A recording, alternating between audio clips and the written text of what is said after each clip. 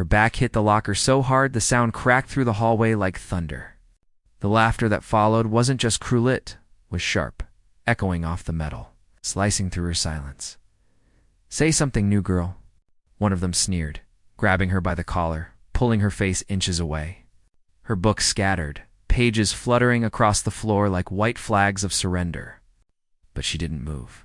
She didn't blink. Behind those calm, steady eyes was something they couldn't read. Something dangerous? Too scared to talk? Another bully jeered, pushing harder. "You think you're better than us?" Her hand twitched slightly, just once. No one noticed. Not yet. A group of students gathered, phones raised, ready to capture humiliation. What they didn't realize was that in the next few seconds, they wouldn't be filming a victim, they'd be filming a revelation. Because this quiet new girl had spent years mastering the art of stillness and the discipline of power. The same power she promised herself she'd never use unless she absolutely had to. And as that grip tightened around her neck, the promise she made to herself began to break. She took one slow breath. The hallway froze. Then she moved. Her name was Amina Johnson, 15 years old. Soft-spoken, with eyes that saw everything and revealed nothing. When she walked into Jefferson High for the first time, the hallways buzzed with noise, laughter, chatter.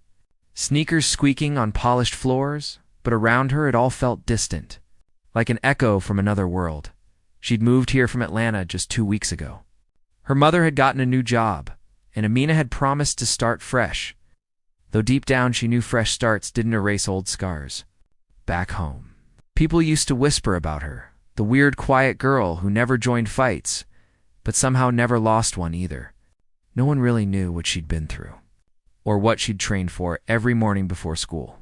While most kids were scrolling through their phones, Amina was in her small apartment living room, barefoot. Focused, tracing slow, precise movements in the air. Her breathing controlled, her balance flawless. Her father had taught her those forms years ago, before. Before he was gone, he'd called them meditations in motion. She called them memories that move. At school, Amina stayed out of the spotlight. She sat in the back row, kept her hood up when it rained, and smiled only when she had to. But that didn't stop people from noticing her. Something about her stillness bothered them. The way she didn't flinch when others mocked her. The way she looked at people, calm, steady, unafraid, in a world where loudness equaled strength. Amina's quiet unnerved them. Her English teacher once said, "Amina, you've got a poet's mind. You listen before you speak." Amina just smiled politely. But inside, she was thinking of her father's words. Still water runs deep. Never show the depth until you must. Every day, she passed by the same group of kids in the hallway, the ones who laughed the loudest, the ones who needed to be seen. They'd nudge each other when she walked by, throw whispers like stones. She thinks she's all that. Why's she always alone? "Yo, new girl, you lost." She never responded.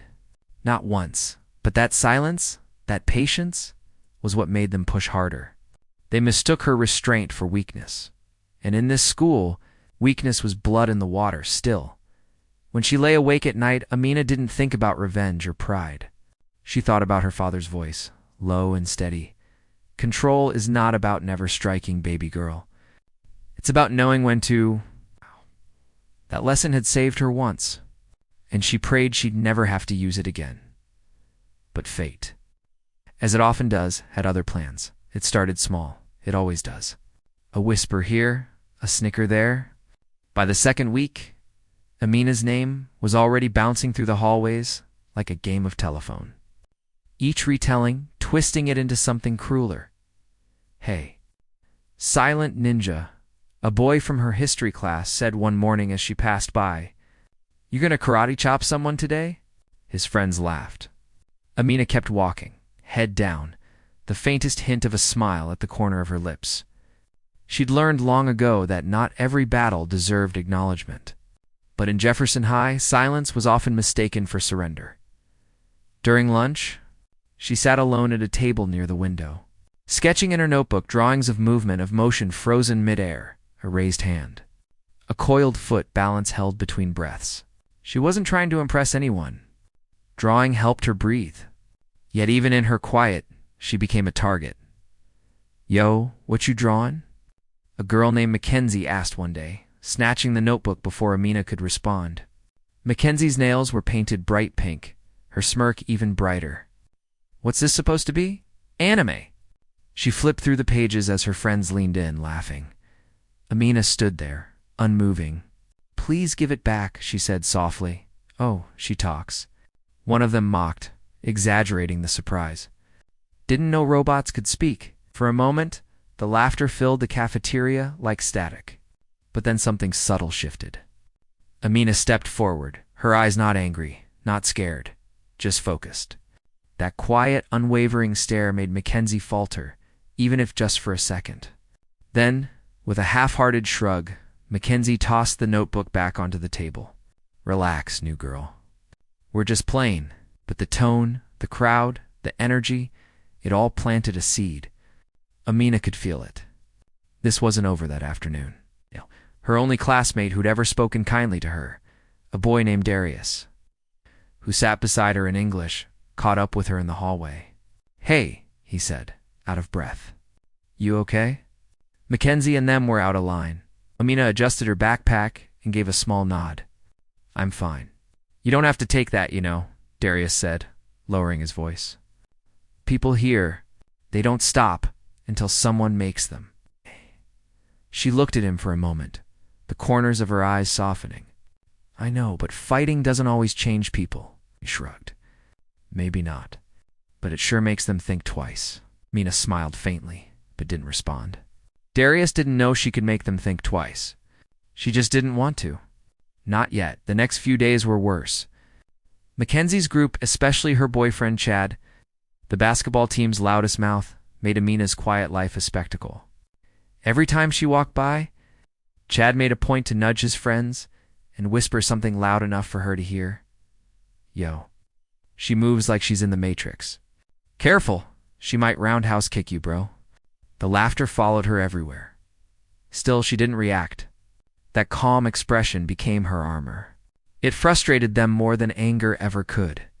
Bullies thrived on reactions, and Amina gave them none. One afternoon, in the gym before PE, that patience was tested harder than ever. The students were supposed to pair up for basketball drills, but no one volunteered to partner with Amina. The teacher, Coach Reynolds, sighed and said, "All right, Amina, just join Mackenzie's group." Mackenzie rolled her eyes. "Ugh, fine." During the passing drill, Mackenzie deliberately threw the ball too hard, hitting Amina in the chest. The thud echoed. "Oops," she said, smirking. "Guess I need to work on my aim." Amina steadied herself, catching her breath. "You should," she said quietly. The response caught Mackenzie off guard, not the words, but the tone. Calm, controlled, no fear. "Excuse me?" Mackenzie said, stepping closer. Amina met her gaze evenly.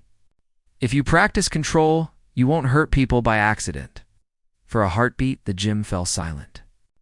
Then came the laughter again, nervous, defensive. Coach Reynolds blew the whistle, breaking the tension. "Ladies, enough. Back to the drill." But Amina could feel it, something was shifting. The small stings were growing sharper. That night she practiced longer than usual. Her movements were sharper, her breath shorter. Each motion felt heavier, not from anger, but from restraint. Her father's voice echoed again in her mind. Control isn't easy. It's the hardest form of power. By Friday, the teasing had turned into open provocation. Notes left in her locker? "Teach us kung fu?" Sensei Amina. A fake belt made from notebook paper hung on her locker handle. She ignored them all. But what she didn't know was that the bullies were planning something worse. After school, she walked to her locker to grab her bag. The hallway was unusually empty. Her footsteps echoed softly against the tiled floor. She turned the corner, and there they were. Mackenzie, Chad, and two of their friends, leaning against the lockers like they owned the place. "Hey, look who finally showed up," Chad said, stepping forward. The silent samurai. Amina froze, scanning the hall. No teachers. No students. Just the four of them? She shifted her weight slightly, a habit, instinctual. Calm her breathing. Lower her center. Stay aware. I'm not looking for trouble, she said softly. Yeah. Maybe trouble's looking for you, Chad replied, circling her slowly. You think you're too good for us? Walking around like you're all mysterious and deep? Mackenzie crossed her arms. She thinks ignoring people makes her strong. Newsflash, it makes you weird. Amina didn't move.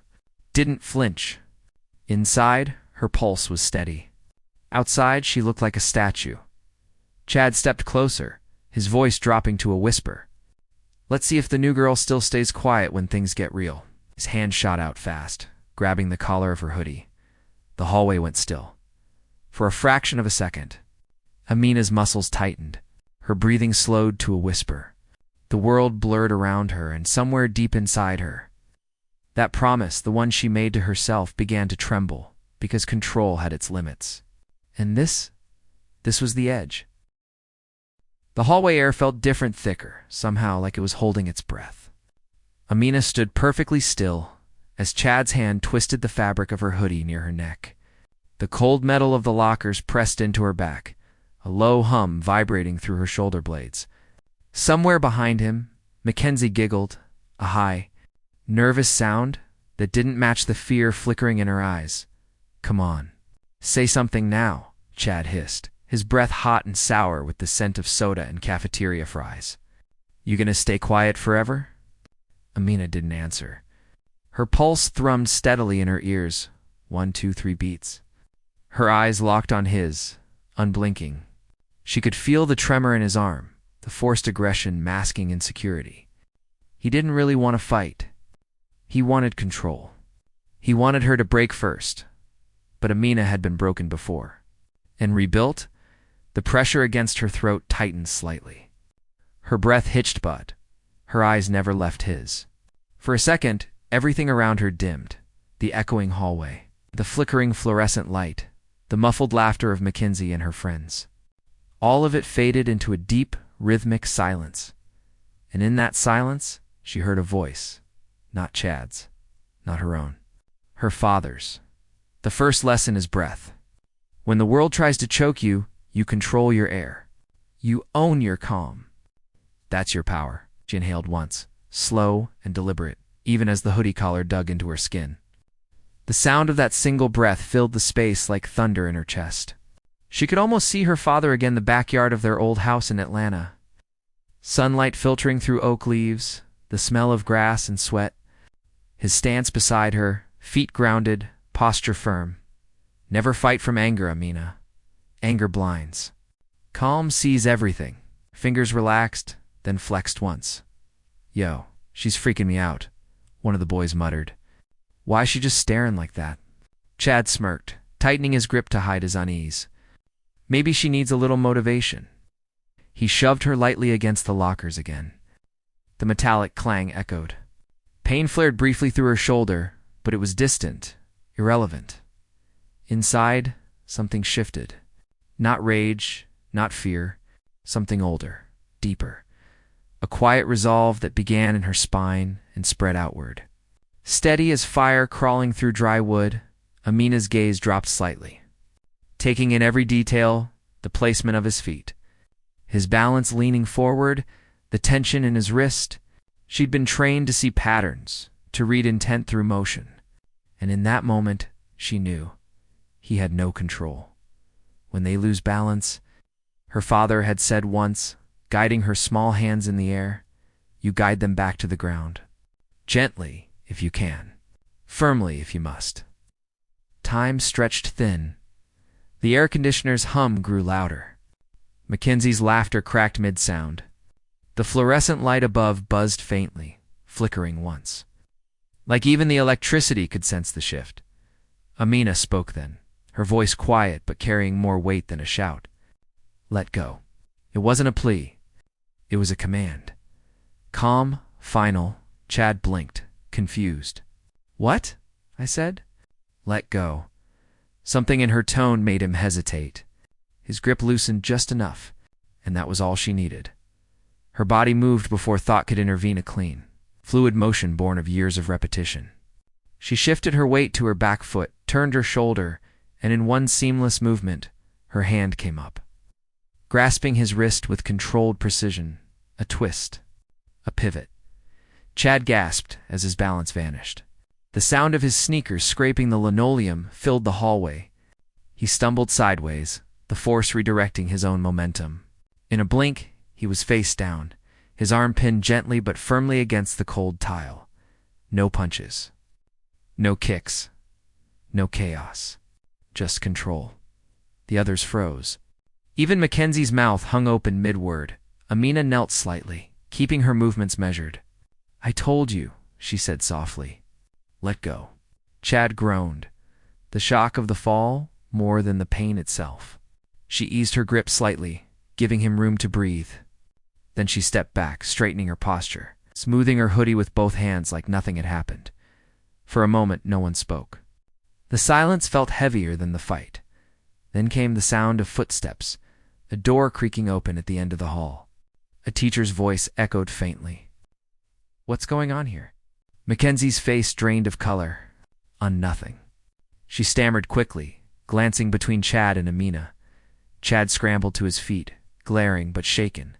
His pride burned hotter than any bruise. "You're crazy," he spat, rubbing his wrist. "You freaking crazy." Amina didn't respond. She just looked at him, steady and unreadable. And somehow, that silence again spoke louder than words. As the group backed away, muttering, the teacher appeared just in time to catch the last of it. "Everything all right here?" Amina nodded once. "Yes, sir. Everything's fine." "Ow." Chad opened his mouth to protest, but one look from Mackenzie stopped him. The teacher gave a cautious glance between them, then moved on, muttering something about after-school nonsense. When they were gone, the hallway remained still again. The air felt lighter now, but charged like the moment after lightning strikes. Amina reached down and picked up her backpack, slinging it over one shoulder. Her fingers trembled slightly, not from fear, but from the adrenaline she'd kept under control. She looked at her reflection in the locker mirror-calm face. Steady Izan saw the girl her father had trained her to be. Not someone who fought to win. Someone who fought to end things. As she turned to leave, Darius appeared at the far end of the hallway. His eyes were wide. "He must have seen everything, Amina," he whispered, walking closer. How did you?" She shook her head gently. "I didn't do anything," she said. He lost his balance. Darius stared at her for a long moment before breaking into a small, disbelieving smile. "You're different." Amina gave a faint shrug. "Maybe, but I'm not the one who started this." She walked past him, the soles of her shoes echoing softly against the tile. Behind her, the whispers were already beginning, the story spreading, morphing. But this time, the tone was different. Less mocking, more awed. And somewhere in the back of her mind, her father's voice spoke once more. "Power isn't about showing the world what you can do. Amina, it's about knowing when to remind it." That day, she hadn't just defended herself. She'd drawn a line, the kind that couldn't be erased by gossip or laughter. The bullies had wanted a reaction. What they got was a revelation. And from that moment on, Jefferson High would never look at the quiet new girl the same way again. By Monday morning, the story had spread across Jefferson High like wildfire. Whispers trailed Amina through every corridor, fragments of disbelief and fascination tangled together. She flipped Chad like it was nothing. "She's some kind of black belt or something." She didn't even hit him, just moved, and boom. She could feel the eyes following her, but she didn't acknowledge them. The more they talked, the quieter she became. Inside, she was steady, though she knew this peace wouldn't last. Stories like that had a way of drawing more attention than she ever wanted. At lunch, the cafeteria felt louder than usual. Every laugh seemed sharper, every whisper closer. Darius waved her over to his table, but she shook her head gently and sat by the window again. She opened her notebook, sketching a set of movements. Each line flowing into the next deflection, redirection, control. That's when the door burst open. Chad. His jaw was tight. His wrist bandaged lightly, his pride shredded. The cafeteria quieted, almost instantly. Mackenzie trailed behind him, her expression conflicted, eyes darting from him to Amina. He spotted her instantly. "You think that was funny, huh?" His voice echoed, cutting through the silence. Amina looked up slowly, her pen still in hand. "I don't think anything about it," she said softly. He stalked closer, ignoring the teachers who were nowhere in sight. "You humiliated me," he hissed. "In front of everyone? You think you're better than me?" "No," she replied evenly. "Just quieter." The crowd murmured, half amused, half terrified. Darius stood up, ready to intervene, but Amina lifted a single hand without looking at him, a calm signal. "It's okay." Chad's anger burned brighter. "Stand up," he demanded. She didn't move. "Why?" "'Cause I said so." He slammed his palm on the table, the sound cracking through the room. The tray beside her rattled. Finally, Amina stood, slow and deliberate, her movements fluid, unhurried. She faced him directly now, small but unshaken. "You don't want to do this," she said quietly. "Oh, I think I do," he sneered, shoving at her shoulder. The push barely moved her, though. The stability in her stance, the rooted stillness, it made him angrier. "You scared?" He goaded. "No," she said, "but you are." He swung, then wild, uncontrolled. A flash of frustration, not skill. His fist cut through the air, aiming for her shoulder, but she was already gone. A shift of weight, a step to the side, and his momentum carried him past her. The crowd gasped. Chad turned, swinging again, this time with both hands, reckless. Amina moved like water slipping just out of reach, her body calm, measured. The sound of his sneakers squeaking across the floor echoed between their breaths. "Stop moving," he shouted. But that was the thing, she wasn't running. She was flowing. When he lunged again, she caught his wrist not with force, but with direction.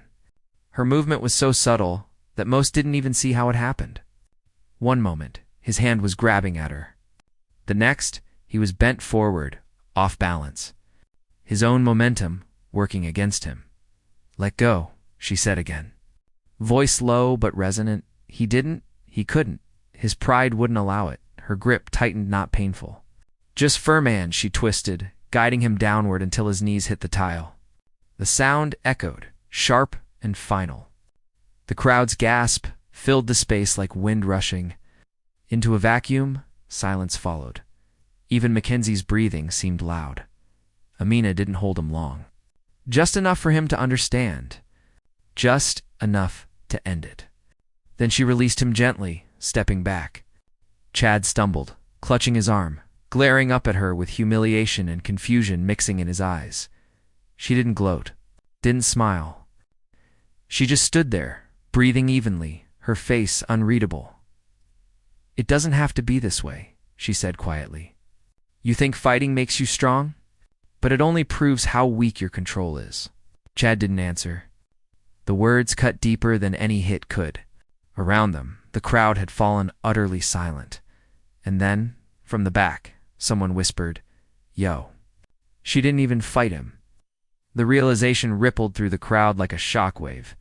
Amina turned to pick up her notebook from the table, closing it carefully.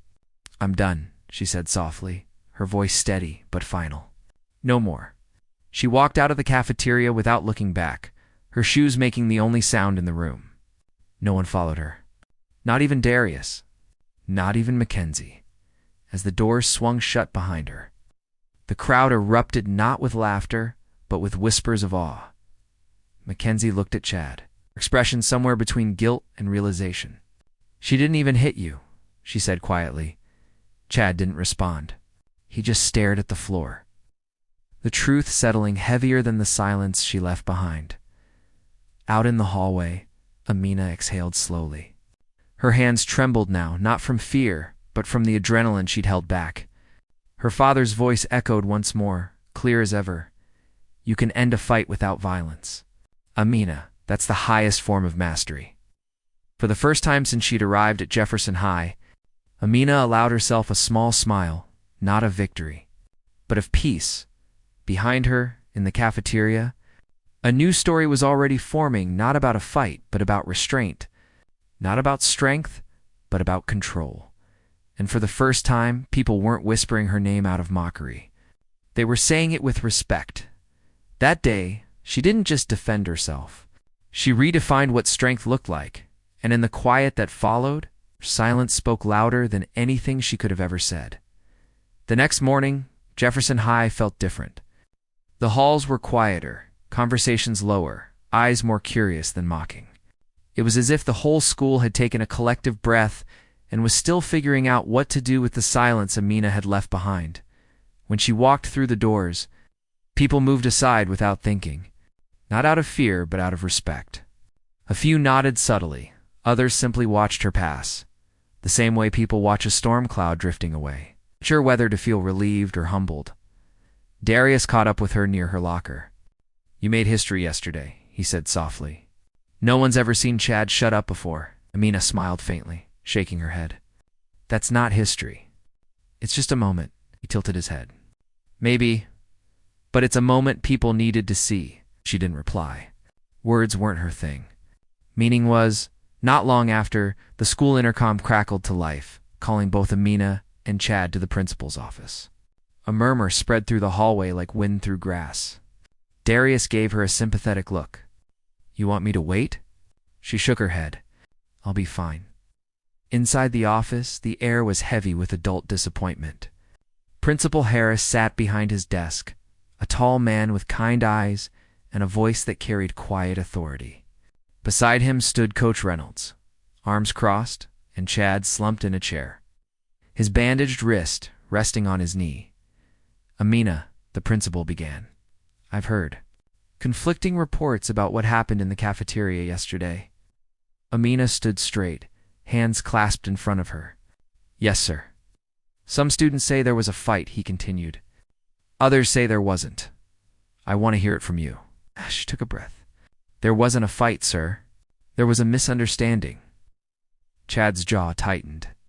"You slammed me to the floor?" "I redirected your momentum," she said calmly, meeting his glare.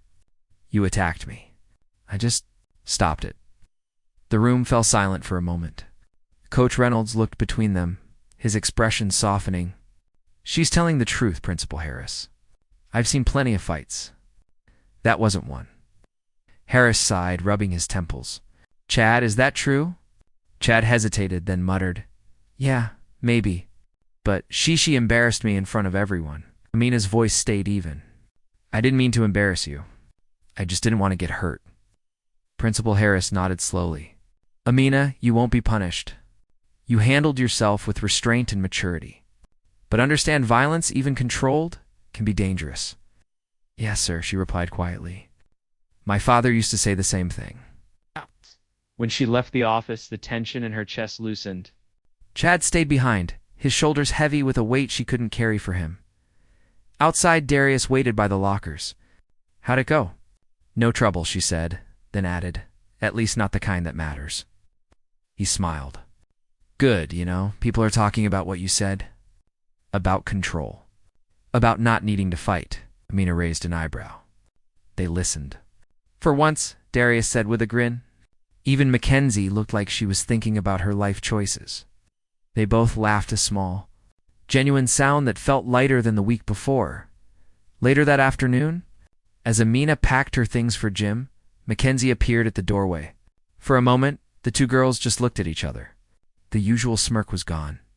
In its place was something uncertain, almost apologetic. "Hey," Mackenzie said quietly. "Can I talk to you?" Amina nodded. "Sure." "I just wanted to say," Mackenzie began, twisting the strap of her bag nervously, "I didn't think it would go that far. Chad, he's stupid sometimes. I shouldn't have laughed. I'm sorry." Amina regarded her carefully, then nodded once. "Thank you." Mackenzie hesitated. "How'd you do it? You weren't even mad." "I'd have lost it," Amina thought for a moment before answering. "My father taught me that strength isn't about hitting harder. It's about staying calm when the world tries to make you lose yourself." Mackenzie swallowed, her eyes lowering. "Guess I've got a lot to learn." "We all do," Amina said softly. "Just start with breathing before you react." When Mackenzie left, Darius leaned against the wall outside the gym, having overheard. "He said with a grin, You're turning into some kind of legend around here." Amina rolled her eyes but couldn't help smiling. Legends are just stories people tell because they don't understand peace. That night, she practiced again, not because she needed to fight, but because movement brought her clarity. The rhythm of each motion matched her heartbeat, slow, steady, balanced. She could still hear her father's voice guiding her through every stance, every breath. Strength isn't what you show. It's what you control. As she moved, she thought of Chad, of Mackenzie, of all the noise that used to fill those hallways. She hoped that maybe, just maybe, her silence had taught them something too. At school the next day, a teacher stopped her in the hallway. "Amina," Miss Torres said with a warm smile, "I saw what happened. You handled yourself better than most adults I know. You reminded a lot of students that calm isn't weakness." Amina bowed her head slightly. "Thank you, ma'am. I just didn't want anyone to get hurt." Miss Torres nodded approvingly. "True strength is calm," she said. "Remember that." "I will," Amina replied quietly. By the end of the week, the laughter that once followed her had been replaced by respect and curiosity. Some students asked her about martial arts, others about meditation. She didn't brag or boast.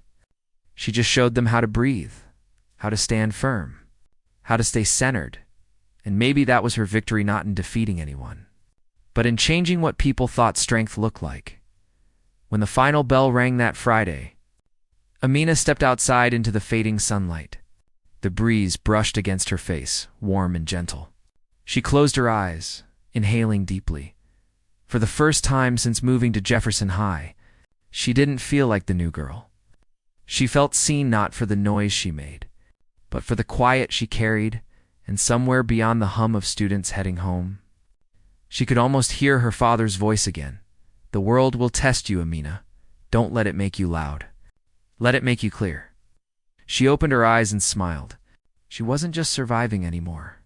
She was teaching the world what real power looked like. By the time another week passed, Jefferson High had begun to settle into a new rhythm, one that felt quieter, softer, and somehow more thoughtful. The same halls that once echoed with taunts and laughter now carried whispers of something different: respect. Amina's name still floated through the air, but no longer as a joke or a dare. It was spoken like a reminder. It's like a lesson students didn't want to forget.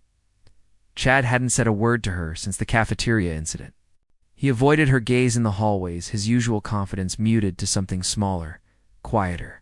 But one morning, as Amina sat by herself under the oak tree near the edge of the courtyard, she heard footsteps behind her.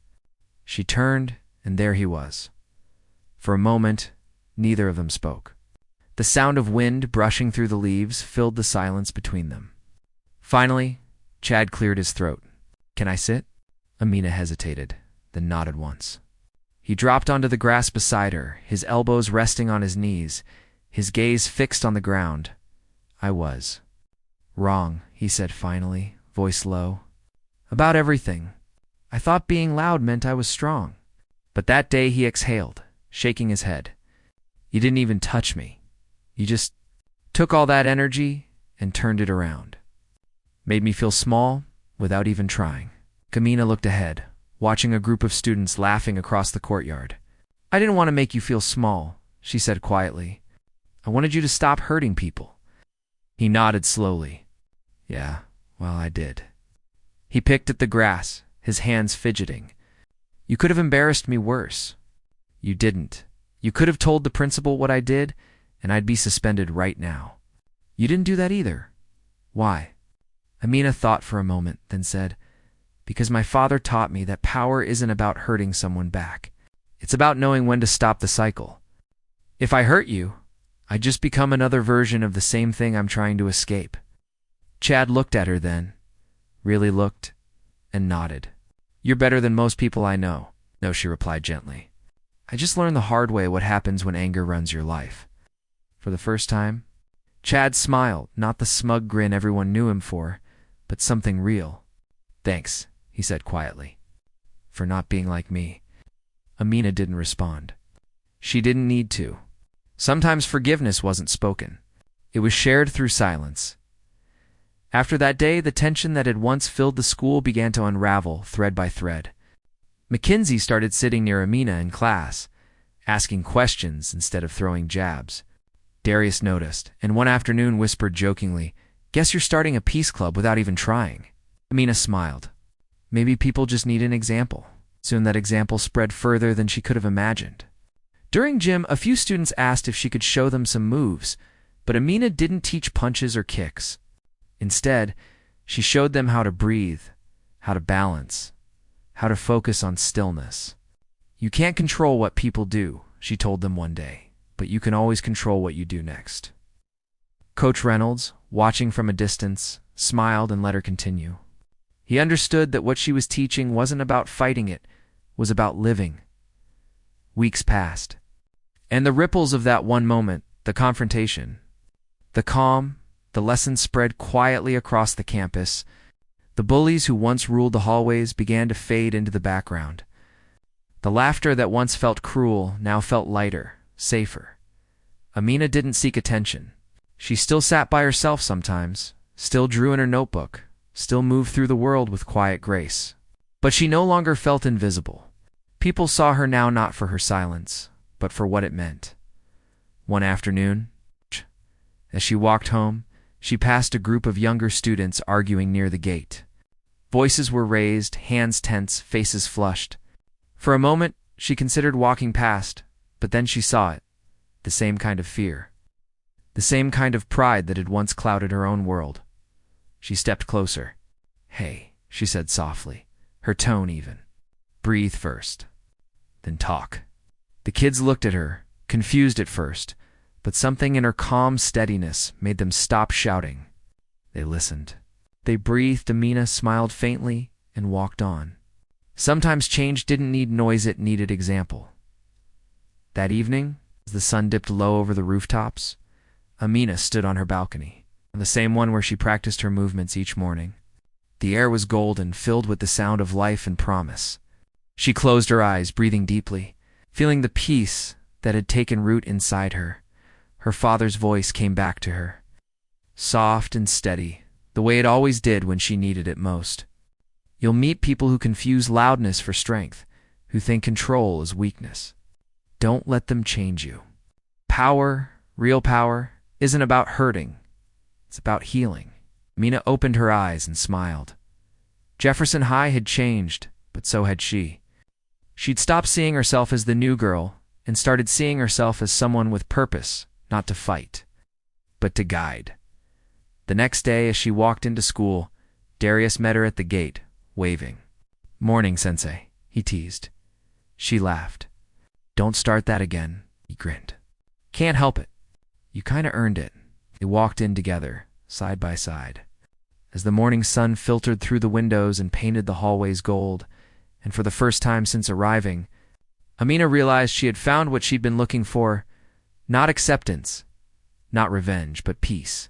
The kind of peace that didn't need to shout to be heard, in a world that often mistook silence for weakness. She had proved that stillness could roar louder than violence ever could.